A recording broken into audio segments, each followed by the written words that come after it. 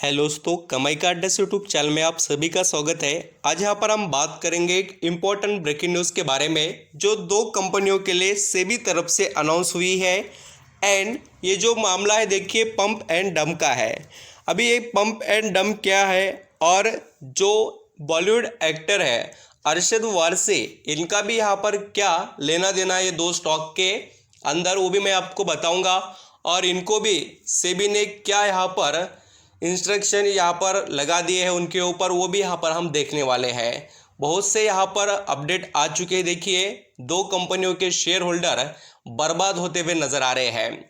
कंपनियों का नाम मैं आपको बताना चाहूँगा। साधना ब्रॉडकास्ट ये फर्स्ट कंपनी है एंड सेकंड है शार्प लाइन ब्रॉडकास्ट। ये दोनों कंपनियों के अंदर आपको बहुत से सेम सिचुएशन देखने को मिलेंगे। मैं आपको आज जो डिटेल्स बता रहा हूँ ये लाइफ टाइम आप यहाँ पर इसका यूज़ ले सकते हैं। अभी क्या क्या चीज़ें हैं और किस तरीके से हमें इनके अंदर डिटेल देखने चाहिए। देखिए यहाँ पर जो मिस्टेक्स हैं वो जो लोगों ने किए हैं वो आपको कभी ज़िंदगी में नहीं करने चाहिए, और पैसे कैसे बर्बाद होते हैं वो भी आप समझ लेना। चलिए स्टार्ट करते हैं। वीडियो अच्छा लगे, मेरे एफर्ट पसंद आए तो लाइक सब्सक्राइब ज़रूर कर लेना। यहाँ पर देखिए न्यूज़ को थोड़ा अच्छे से अंडरस्टैंडिंग कर हम आगे बढ़ेंगे। YouTube pump and dump scheme SEBI cracks web on actor Arshad Warsi and wife and others. अभी यहाँ पर देखिए जो बॉलीवुड स्टार है उनके ऊपर भी एक्शन लिए गए हैं, वो भी इस पंप एंड डंप के अंदर दिखाई दिए हैं। और उन्होंने करीब 41.85 करोड़ का यहाँ पर प्रॉफिट यानी कि गेन जनरेट किया है अच्छा खासा इस पंप एंड डंप के अंदर।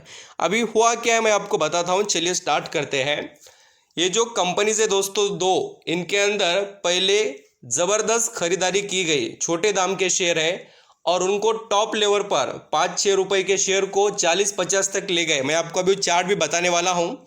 उनको लेकर जाकर टॉप पर जाने के बाद बेचकर निकल गए, यानी कि पहले पंप किया गया और बाद में डंप कर कर निकल गए। तो ऐसा हुआ है। और करीब ये दो कंपनियों में 45 पीपल्स पर एक्शन लिए गए सेबी तरफ से। और डेफिनेटली दोस्तों यहाँ पर जो आप देखेंगे ग्रुप बनाकर लोगों ने यहाँ पर शेयर्स को मैनिपुलेट किया गया है। एंड अभी यहाँ पर जो मैं कंपनियों के बारे में बता रहा हूँ ना, उनके फंडामेंटल भी उतने ही यहाँ पर सेम नज़र आते हैं, यानी कि दोनों के फंडामेंटल ख़राब चल रहे हैं। सब कुछ यहाँ पर बैड परफॉर्मेंस होने के बावजूद भी पब्लिक उसके पीछे अट्रैक्ट थी। क्यों? छोटा दाम देखकर। ये बात यहाँ पर आपको समझने लायक है कि किसी शेयर में तेज़ी आ रही है तो क्यों आ रही है, उसके अंदर क्या फाइनेंशियल उतना स्ट्रांग परफॉर्मेंस है क्या, या कंपनी में कोई ऑर्डर वगैरह मिले हैं क्या, कंपनी के प्रमोटर क्या कर रहे हैं, ये देखना चाहिए। और वो देखकर ही हम निवेश करने के लिए प्रिपरेशन करते रहते हैं। आपने देखा होगा, मैं तो आपको चीज़ें बताते रहता हूँ और आप भी ज़रूर अंडरस्टैंडिंग करना है। ये पूरे न्यूज़ है, देखिए इसके अंदर बता है बहुत से अलग अलग पॉइंट के बारे में। बट हम यहाँ पर आएंगे कंपनियों के डिटेल्स को देखकर ये जो पूरी केस है उसको समझ लेते हैं। जो फर्स्ट स्टॉक है देखिए उसका नाम है शार्प लाइन ब्रॉडकास्ट। ये कंपनी यहाँ पर जो अभी चल रही देखिए 6 रुपये 7 रुपये के करीब है। इसको जैसे कि एक साल के चार्ट पैटर्न में देखेंगे तो यही शेयर एक टाइम पर 7 रुपये पर चलता था, उसको लेकर चले गए। देखिए यहाँ पर टॉप 50 रुपीज़ के करीब, यानी कि इसने 50 रुपीज़ का टॉप बना लिया। फिर वहाँ से बेचकर जो इन्होंने पैसा निकाल लिया और रिटेल इन्वेस्टर को फंसा दिया। और आपको मैं बताना चाहूँगा कि दूसरी जो कंपनी उसके अंदर भी ऐसा ही हुआ है। इसका भी चार्ट पैटर्न देखिए और सेम सिचुएशन यहाँ पर दिखाई देगी और एक ही टाइम पर माल बेचा गया है इन कंपनियों में। सेबी को तो पूरा पता होता है, सेबी के पास डिटेल चले जाते हैं, किसने कितने शेयर खरीदे क्या क्या सब कुछ मालूम रहता है उनको, और उन्होंने पकड़ लिया भी। अब ये देखिए ये भी शेयर कहाँ पर चलता था 2022 में 1 रुपये का, फिर उसको कहाँ पर ले गए देखिए 30 रुपये के करीब, फिर 30 या 33 रुपये तक, और फिर उसको लेकर आ गए वापस जहाँ था वहाँ पर ही। और ये जो प्रोसेस है इसके अंदर फंस गए कौन? Retail investor. कैसे मैं आपको बताता हूँ। अभी जो शेयर चल रहा है यहाँ पर 2-3 रुपये पर, इसके अंदर तेज़ी दिखाई दे रही है तो सब पैसा लगाने के लिए लग जाएंगे। हाँ कंपनी आगे बढ़ने वाली है और लगा देते हैं और लगा कर बैठे, और फिर टॉप पर जाने के बाद भी यहाँ पर लगाना स्टार्ट रहता है पैसा रिटेल इन्वेस्टर का। और यहाँ पर दूसरे जो यहाँ पर ऑपरेटर वगैरह रहते हैं उनके थ्रू वो बेच कर निकल जाते हैं और फंस जाते हैं रिटेल इन्वेस्टर। ये बहुत बड़ी बात है देखिए। और अभी आपको समझना क्या है मैं आपको बताता हूँ। हम जो चीज़ें देखते हैं ना दोस्तों वो क्यों इम्पोर्टेंट है मैं आपको अभी यहाँ पर बताने वाला हूँ।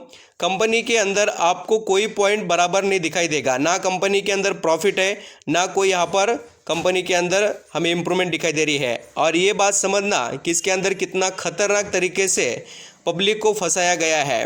आप शेयर होल्डिंग को देखिए, कंपनी की शेयर होल्डिंग पहले क्या की यहाँ पर धीरे धीरे बढ़ाई गई है। ये देखिए जो शेयर होल्डिंग है वो बड़ी है प्रमोटर तरफ से, और जाकर मार्च महीने में कितने हो गए शेयर होल्डिंग 41, फिर क्या हो गया डायरेक्टली सितंबर में आ गई शेयर होल्डिंग 35, और ये जो शेयर होल्डिंग है फिर दिसंबर में देखिए 25%, यानी 10-10, 5-5% का माल बेचकर प्रमोटर निकल रहे हैं और खरीद रहा कौन है देखिए पब्लिक, यानी कि बड़े निवेशक कोई नहीं है। ऐसा जब होता है तब पूरी तरीके से आप फंस रहे हैं, ये समझना। शेयर होल्डिंग देखने का मतलब ही ये है दोस्तों आपको बताना कि कंपनी के अंदर जो कंपनी को चलाने वाले वो कितना इंटरेस्ट दिखा रहे हैं। यहाँ पर तो कोई भी इंटरेस्ट दिखाया नहीं जा रहा है। अगर कंपनी इंप्रूवमेंट करने वाली होती तो प्रमोटर शेयर बेचकर जाते नहीं इतने ज़्यादा। देख लीजिए 5-5% पर क्वार्टरली बेचकर निकल रहे हैं, और पूरा जो माल है किसके यहाँ पर अकाउंट में आ रहा है तो ये पब्लिक के हैं। ये फंस गए। और आपको मैं अभी इसके फाइनेंशियल दिखाता हूँ। ये जो हम नेट प्रॉफिट देखते हैं ना वो क्यों देखते हैं, देखिए पूरा लॉस ही लॉस है कंपनी के अंदर, प्रॉफिट कहीं पर भी नहीं है। ये साधना ब्रॉडकास्ट के बारे में बात हो गई। अब मैं आपको और एक जो कंपनी है शार्पलेन ब्रॉडकास्ट, इसके बारे में भी बताता हूँ। इसके भी शेयर होल्डिंग में आप डिटेल देखिए। और ये दोनों कंपनियों के मैं आपको और एक बात यहाँ पर डिस्कस करना चाहूँगा। जो साधना ब्रॉडकास्ट शेयर है एंड शार्पलाइन ब्रॉडकास्ट जो शेयर है, ये दोनों के भी आपको ऑडिटर सेम नज़र आएंगे, सेक्रेटरी ऑडिटर भी सेम नज़र आएंगे, रजिस्ट्रार भी सेम नज़र आएंगे, डायरेक्टर दोनों में भी कॉमन नज़र आएगा। ऐसे बहुत सी चीज़ें सेम ही हैं, और बर्बाद भी निवेशक को same at a one time ही किया गया है। और इसके अंदर भी देखिए शेयर होल्डिंग किसके पास है, पब्लिक के पास 56%, यानी कि पब्लिक छोटे दाम के शेयर के अंदर बहुत ज़बरदस्त तरीके से फंस गए वाली नज़र आ रही है। इसलिए आपको ये पॉइंट देखने चाहिए दोस्तों। और हम बार बार कहते हैं कि आपको निवेश करते हुए ऐसे किसी को भी ब्लाइंडली फॉलो नहीं करना चाहिए, फर्दर स्टडी कर ही अपने डिसीजन लेने चाहिए। और आपको कोई कुछ भी बता दे बट आप आपका डिसीजन लेने के लिए काबिल बनिए। लोगों के बातों पर विश्वास कर ज़्यादा यहाँ पर पैसे लगाना सही बात नहीं है। ये चीज़ें आपको समझ में आना चाहिए। देखिए किसी शेयर में तेज़ी आ रही है या किसी के अंदर गिरावट आ रही है तो एक्टिवली देखना चाहिए। Thank you so much.